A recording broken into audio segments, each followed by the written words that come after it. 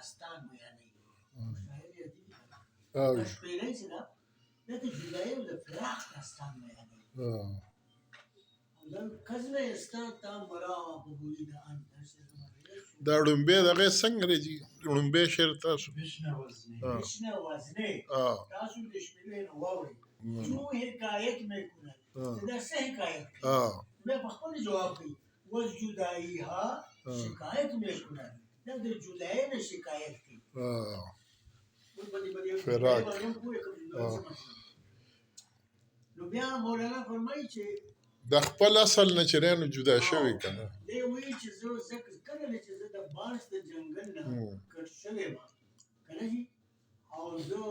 زما د اواز چې د دنیا کې خلک واوري نو خلک ډېر ښکلی اواز دی ډېر ښکلی اواز دی ډېر ښکلی اواز دی خو حقیقت دا دی چې په دې چا غور نه کوو چې دې کې دا ولې دا درد ولې دا څه وي دې مقصد څه کله چې ذکر شوی بیا وایي چې سینه خواهم شرح از فراق شپېلۍ اوس کېږي ده ښه تاسو پوه شوئ دا ډېر د اوچت سټنډرډ مجلس دی خو اوس جوړ شو که نه سینه خواهم شرح از فراق دا شپېلۍ وایي چې زه داسې سینې په تلاش کړم یعنې داسې بنیادم و انسانان په تلاش کړم چې د هغه دا سینه چې ده زما د دې سینې په شان سوری سوری زما د سینې په شان دا به گویم شرح دردی اشتیاق چې زه هغه ته د خپل د اشتیاق او د شرق د شوق د خپل درد او دا بیان کوم یعنې چې هغه پرې پوهېږي چې لکه د بل لرګي نه اواز نه وځي که نه د شپېلۍ یو سره موبایل سره د هغه لرګي نه اواز وځي د بل نه وځي نو دا ورته وایي چې داسې خلکو تلاش کومه چې هغه ته د خپل داستان بیان بیا وایي چې من به هر جمعیت ناله شو زه هر قسم خلکو ته ما آواز واورېد جفت خوشحاله و بدحاله شو د بدحاله خلکو هم زما آواز واورېد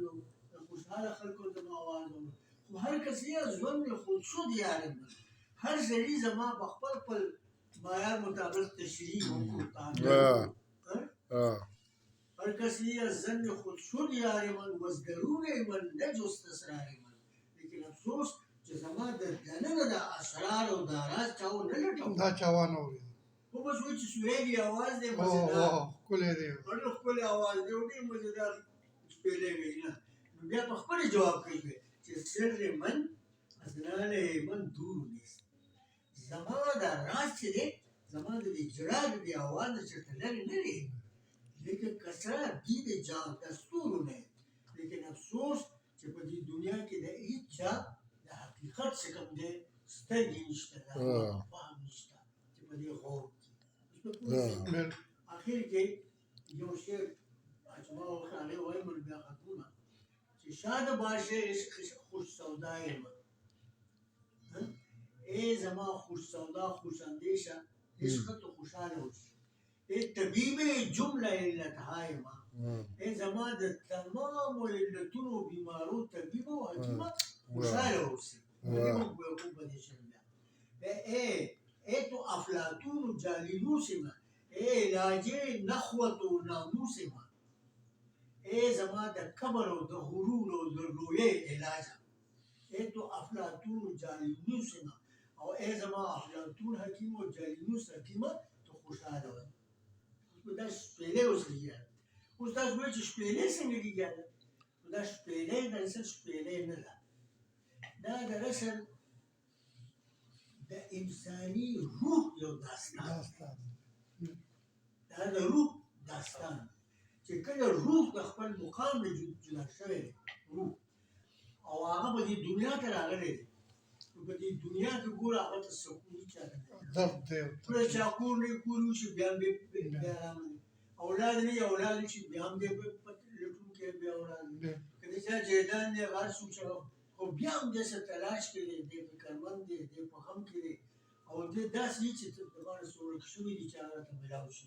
داسې دي دا هغه جدایي ده چې د دې روح انساني د خپل اصل نه شوې ده دا الله تعالی طرف ته توجود دی دا مسله ده وحدت الوجود مسله تاسو خیال